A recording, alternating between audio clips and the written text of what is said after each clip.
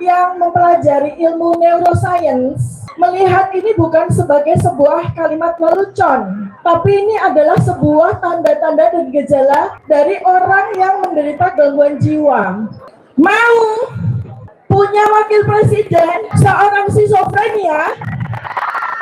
Kalau saya, seandainya di luar sana ada rakyat 58% yang mau, maka saya akan berkata kepada mereka, tolong jaga baik-baik presiden Anda.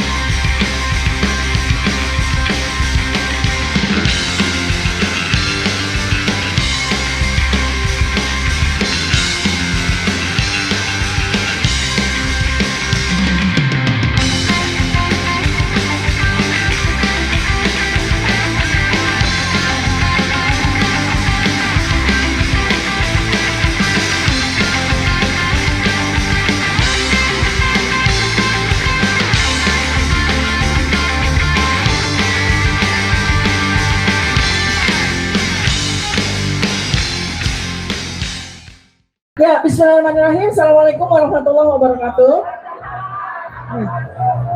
Saya ingin menambah penjelasan saya, mudah-mudahan cuma bisa 5 menit ya. Tapi saya akan mulai dengan sebuah puisi. Puisi yang diciptakan oleh Fufu Fafa sebagai cara saya untuk memberikan penjelasan tentang simptom-simptom gejala gangguan jiwa yang terdapat pada sosok si penulis puisi ini ya. Dia menulis salah satu puisi yang sangat terkenal, saya bacain ya. Fufu Fafa berkata di Kaskus, ya, tahun 2014, tengah malam. Saya lagi membayangkan Prabowo mendaki Semeru. Terus pas nyampe di puncak, dia mengibarkan bendera merah putih. Lalu dia berteriak, "Titik! Kembalilah ke pelukanku." Terus habis itu dia, maksudnya Prabowo, menggelinding ke bawah seperti seekor landak. Pas nyampe di bawah, dia langsung membeli jagung bakar. Kalau seorang yang mempelajari ilmu neuroscience melihat ini bukan sebagai sebuah kalimat lelucon, tapi ini adalah sebuah tanda-tanda dan gejala dari orang yang menderita gangguan jiwa, tepatnya skizofren, ya. Dan di sini juga ada simptom-simptom bahwa yang bersangkutan adalah seorang psikopat. Dari mana kita bisa lihat ya? Dari mana kita bisa lihat? Satu, dia berulang kali menggunakan persona Pak Prabowo sebagai objek hinaan dia, berulang kali, ratusan kali dalam kurun waktu yang singkat, ya. Nah, ini menunjukkan gejala yang namanya obsesif kompulsif, merupakan bagian dari gejala skizofrenia, ya.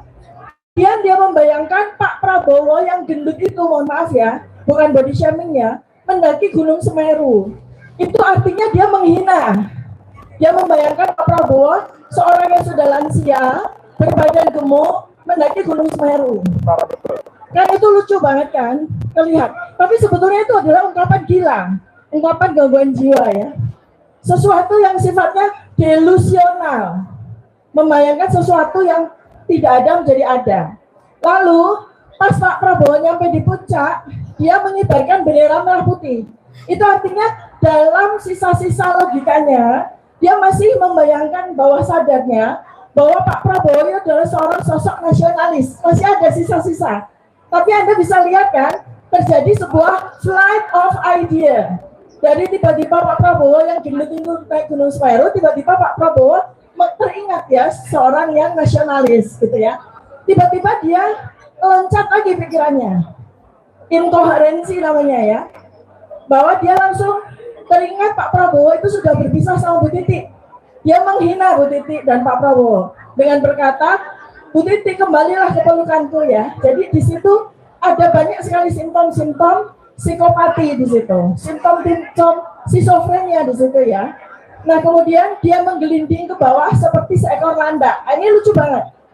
Karena yang menggelinding itu bukan binatang landak, tapi karena dia memiliki keterbatasan IQ, maka dia lupa binatang apa yang menggelinding. Menggelinding itu adalah terenggiling. Sepintas lalu kan seperti landak ya. Karena keterbatasan IQ dia, maka ya sangat bodoh, maka dia berpikir landak itu sebenarnya terenggiling, tulislah dia landak. Ya. Kemudian sampai di bawah dia langsung membeli jagung bakar, loncat lagi dia, karena dia mengasosiasikan Gunung Semeru itu gunung yang di bawahnya ada orang jualan jagung bakar. Jadi dia loncat ke puncak pas, seperti itu ya. Nah, jadi Anda itu bisa memberikan sebuah analisis dari kata-kata yang ditulis sekian banyak oleh si Buku Fafa. Sekarang pertanyaan saya kepada semuanya, apakah Anda semua mau punya wakil presiden seorang psikopat, seorang skizofrenia? Kalau saya, seandainya di luar sana ada rakyat 58% yang mau, maka saya akan berkata kepada mereka, tolong jaga baik-baik presiden Anda. Karena seorang psikopat bisa melakukan apa saja. Terima kasih. Wassalamualaikum warahmatullahi wabarakatuh. Warahmatullahi wabarakatuh. Jadi saudara sekalian tetap bisa 5 menit kan? Jadi tidak ada yang tidak bisa 5 menit. Saya biar adil mau memberikan kesempatan kepada perempuan lagi. Tadi udah laki-lakinya 3. Prof. Didin Samsudin, saya reserve dulu ya. Nanti ada Rahma Sarita, ada nggak? Oh, yang cantik lagi, si cantik dari Papua. Siapa namanya? Silakan, ayo. Ayo. Mau ngomong nggak? Oh nggak mau.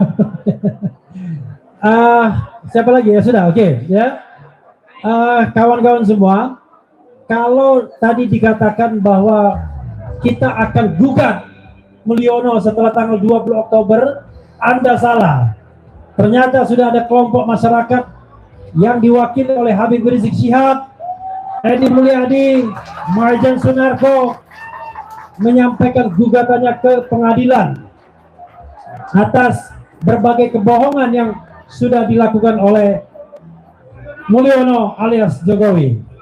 Dan ada wakilnya di sini, yaitu Jin buang anak Edi Mulyadi. Tetap 5 menit.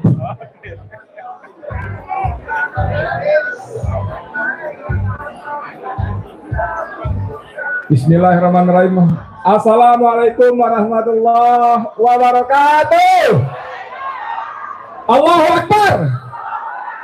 Allahu Akbar. Allahu Akbar. Ada pendukung Mulyono? Pendukung Jokowi? Nggak ada. Yang ada pendukung Gibran, pasti Kuku Papa. Oke, singkat saja seperti kata Refli Harun tadi, saya dokter panjang ya gelarnya nih ya. Habib itu kan gelarnya panjang banyak ya. Lalu ada Jenderal Sunarko, ada yang lainnya, ada 7 orang semuanya. Kemarin tanggal 30 September sudah mendaftarkan gugatan perdata kepada Joko Widodo di Pengadilan Negeri Jakarta Pusat. Kita menamakan diri TAMAK, Tim Advokasi Masyarakat Anti Kebohongan. Karena Joko Widodo selama 10 tahun berkuasa penuh dengan kebohongan. Tadi Mas Roy Surya menyebut ada kantong bolong, ya kan? Petruk kantong bolong, yang kantongnya bolong 11.000 triliun ternyata bohong. SMK ternyata bohong. Jadi banyak sekali. Mau bacakan beberapa tuntutan saja, ya. Sejak jadi gubernur DKI pun dia berbohong. Lalu rangkaian kebohongannya macam-macam, dan Antara lain soal komitmen untuk menjadi gubernur DKI 5 tahun ternyata bohong juga. Ingat waktu ditanya wartawan soal capres, capres nggak mikir. Saya nggak mikir, saya tuh mau ngurusin banjir Jakarta, fokus gitu kan. Pak Jokowi, gimana soal capres? Capres, saya itu mikir soal kemacetan Jakarta, semuanya bohong ya. Lalu ada mobil gaib yang sudah dipesan 6.000 unit. Ini mobil sudah dipesan 6.000 unit. Padahal cuma diproduksi 200-300 per bulan. Jadi kalau pesan harus tunggu inden 3 tahun. Bohong. Dia juga bohong soal katanya tidak ada dana APBN pada kereta api cepat Jakarta-Bandung. Bohong apa bohong? Bohong ya. Sekarang kita lihat loncat aja ke tuntutannya ya. Saya bacakan para penggugatnya. 1 Habib Rizik Syihab, 2 Maijen TNI Purnawirawan Sunarko, ada Eko Sancoyo SHMH, ada Edi tempat jin buang anak Mulyadi, ikut-ikutan dia jadinya. Ada Mas Mursalin belah sana di ujung, ada Dr. Marwan Batubara, dan satu lagi Dr. Munarman. Jadi tuntutan kita adalah 1.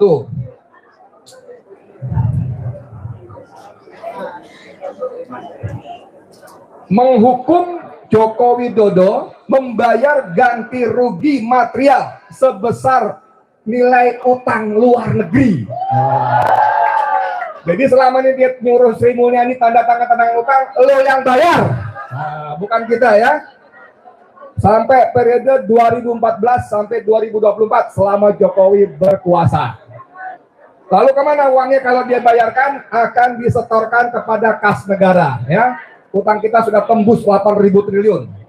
Kemudian memerintahkan kepada negara untuk menahan pembiayaan atau tidak memberikan rumah sebagai mantan presiden kepada Joko Widodo.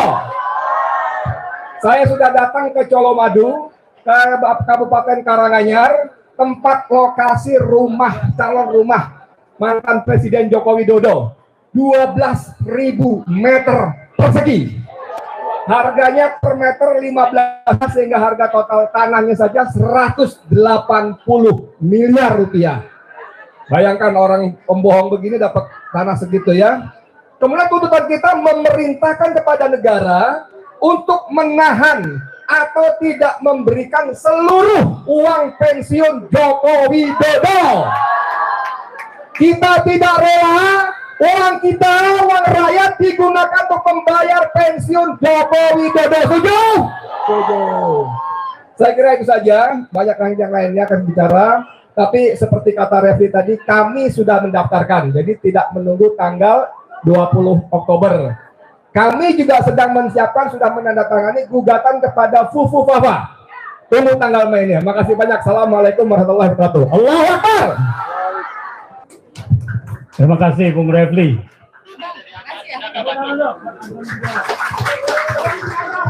Momentum yang kita tunggu-tunggu akhirnya akan datang 20 Oktober.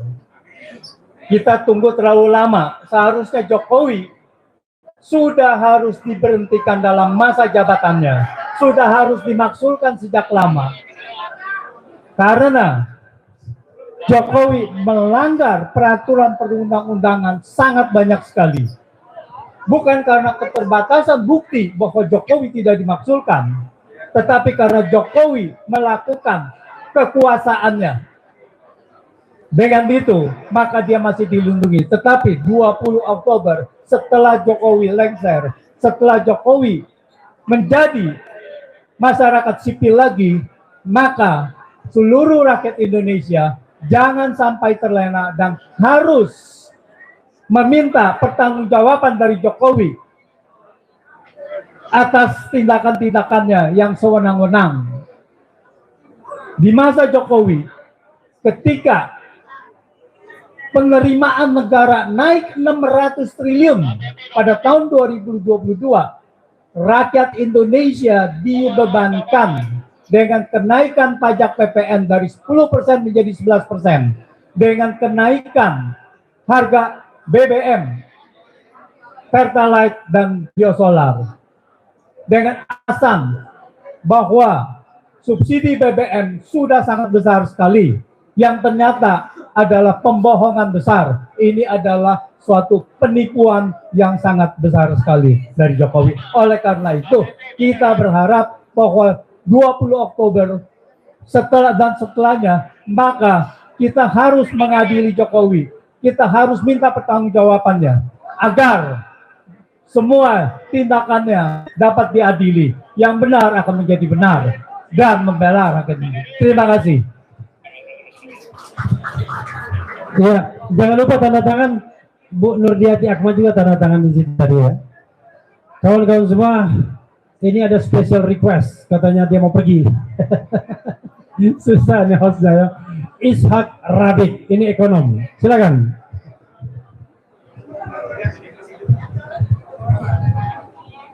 Assalamualaikum warahmatullahi wabarakatuh.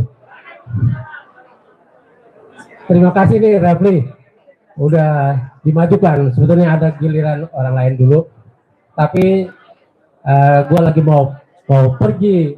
Sebetulnya tadi jam 2 mau pergi, saya mendahulukan ini, diam di sini ya agak lama. Saudara-saudara sekalian, saya Ishak Rafiq.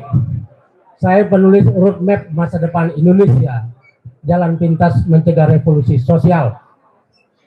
Ini yang saya canangkan ya, untuk menjadi alternatif dari masa depan yang dibuatkan oleh lembaga-lembaga internasional, oleh IMF, Bank Dunia, dan para kreditor dan investor yang akan membawa kita menjadi 3-in-1. Pusat bahan baku murah, pusat tenaga kerja murah, dan pasar yang besar bagi segala macam produk mereka, termasuk produk intelektual, yaitu kebencian pada agama, LGBT, dan lain-lain. Dan inilah yang dititipkan kepada pemerintah, ya, terutama 10 tahun terakhir, kita melihat kemampuan produktif kita dipotong, ya, tanah-tanah kita, bahkan dari rakyat yang tidak pernah minta bantuan kepada pemerintah, tanahnya bisa diberikan kepada investor. Mulai dari Rempang kita lihat, Morowali, kemudian Banten, Wadas, Papua, dan lain sebagainya. Ini dengan gampang. Undang-undangnya dibuatkan dan disetujui oleh DPR, berkali-kali diputar balik. Omnibus Law yang kemudian dapat gelar yang sangat indah, Undang-Undang Cipta Kerja. Padahal yang dilakukan adalah bisa memecat kapan saja tenaga kerja kita, sehingga dia cuma menjadi budak saja, ya, yang bisa dipecat kapan saja, menjadi kulit kontrak seumur hidup. Selain tanah-tanahnya boleh diambil oleh negara dalam bentuk, ya, dijadikan PSN. Ya, ini sangat mengerikan. Proyek strategis nasional atau kawasan ekonomi khusus. Nanti 30 grup usaha akan menguasai negara kita ini. Tempat-tempat strategis dan mengandung tambang dan yang kaya akan jadi ini. Seperti zaman company dulu. Maka saya buatkan sebuah roadmap agar kita bisa memilih. Dulu waktu Lenin mau bikin revolusi Bolshevik tahun 1917, 5 tahun sebelum itu dia membuat buku What is to be done, apa yang harus dilakukan. Rakyat harus punya pilihan dari nasib buruk yang dibikin oleh pemerintahnya ini. Kita akan bikin negara ini. Ada 6 opsi masa depan yang saya tawarkan di situ, dan ini memang harus dipilih. Saudara-saudara sekalian, saya baru dapat tambahan ini nih.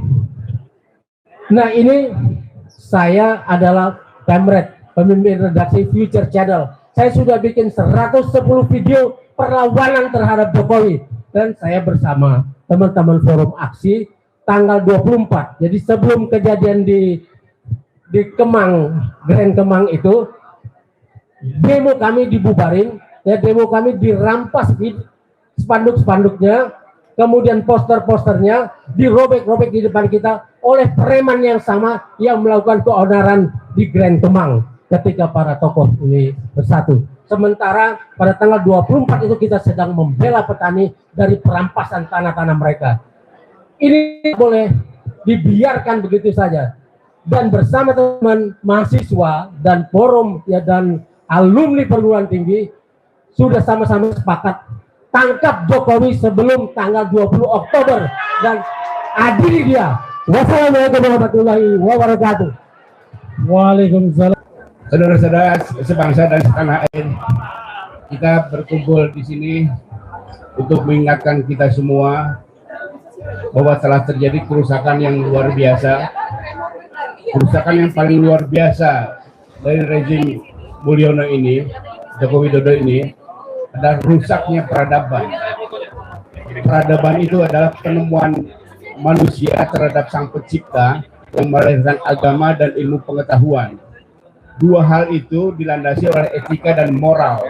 Ketika etika dan moral itu runtuh, maka peradaban itu juga runtuh. Itu sebabnya teman-teman dari Partai Negoro ini ingin berjuang kembali untuk menemukan peradaban bangsa Indonesia. Tadi sahabat saya Roy Suryo sudah memetaskan Petruk jadi raja. Ini bagi teman-teman yang bukan Jawa, saya ingin menjelaskan bahwa secara filosofi Jawa itu bukan berarti bahwa rakyat tidak boleh menjadi pemimpin. Kalau rakyat menjadi pemimpin menjadi berantakan, itu bukan itu maksud dari Petruk jadi raja. Jadi Petruk jadi raja itu adalah kritik terhadap para kesatria. Ketika para kesatria berkhianat, ketika para kesatria korup, ketika para kesatria tidak menjalankan perintah-perintah konstitusi, maka situasi akan menjadi buruk. Dan itulah sebabnya kemudian muncul seorang Petruk dengan jiwa yang terkutuk memimpin bangsa, memimpin negara. Jadi kita pernah punya pengalaman dua kali bagaimana dari rakyat biasa menjadi pemimpin. Di masa lalu kita pernah mendengar kisah Ken Arok. Ken Arok itu dari rakyat jelata, kemudian ketemu Tunggul Ametung, kemudian ditarik Tunggul Ametung ke istana, dimuliakan oleh Tunggul Ametung. Tapi karena mental buruk, Ken Arok itu kemudian membunuh Tunggul Ametung dan memperkosa istrinya Ken Dedes. Dan kemudian lahirnya keturunan yang kemudian menjadi raja-raja Jawa. Sejarah tidak pernah mengutuk perbuatan Ken Arok, sehingga sampai hari ini kita melihat bahwa keturunan raja-raja Jawa itu adalah keturunan Ken Arok, termasuk Raden Wijaya pendiri Majapahit. Nah kemudian di zaman modern ini ada anak rakyat jelata dari Boyolali dimuliakan oleh demokrasi, kemudian tapi dia membunuh demokrasi, memperkosa konstitusi, kemudian melahirkan anak-anaknya yang diharapkan menjadi para pemimpin keturunannya menjadi bangsa hari ini. Dan ini tidak boleh terjadi. Karena itu kita semua di sini kalangan civil society harus tetap bersatu, karena ke depan kita akan mendapat pemerintahan yang baru yang kita belum tahu jenis kelaminnya seperti apa. Kalau civil society tetap kompak, dan kita akan berharap kita menjaga demokrasi, karena demokrasi ini penting, bukan sekedar mekanisme rekrutmen kepemimpinan, tapi demokrasi adalah budaya.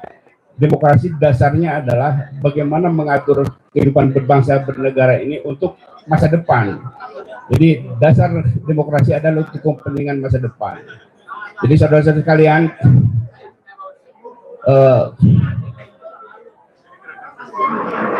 untuk mengakhiri rezim ini, tadi setelah endingnya Roy Suryo mengatakan Petruk harus diadili, maka inilah puisi pengadilan Petruk.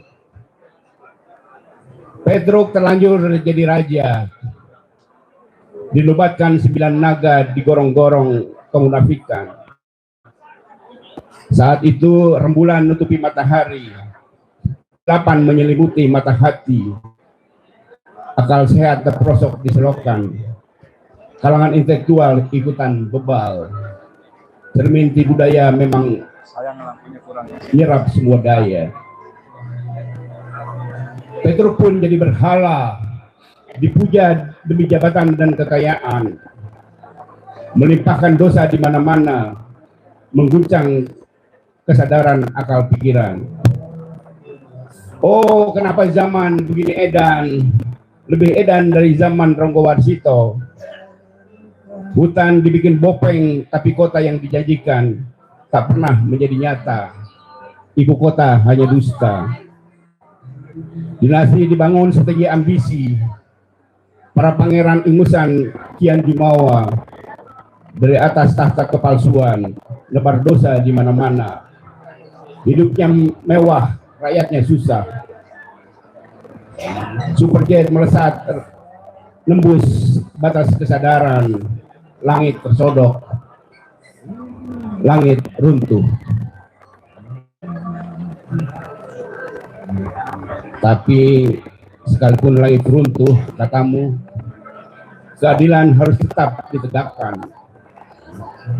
Doa orang-orang tertindas guncang aras. Malaikat penjaga kebenaran mengutuk Petrus, membalikan si pendusta ke gorong-gorong, teronggok dalam tumpukan sampah kebohongan. Maka perburuan pun dimulai. Orang-orang kampung ngepung gunung, isir bibir sungai, merambah setiap lembah celah lembah. Obor di tangan kiri, di tangan kanan. Ada juga yang nenteng bambu dengan ujung yang runcing, tajam, telanjang, dan mengancam. Boneka kayu, hei boneka kayu, sembunyi di mana ia? Tangkap si penipu itu. Di langit, bulan yang tinggal sepotong menyaksikan si pembohong nyisiri gorong-gorong, menyebut takdirnya teronggok di pojok ruang kosong, dingin dan suram. Terima kasih. Wassalamualaikum warahmatullahi wabarakatuh.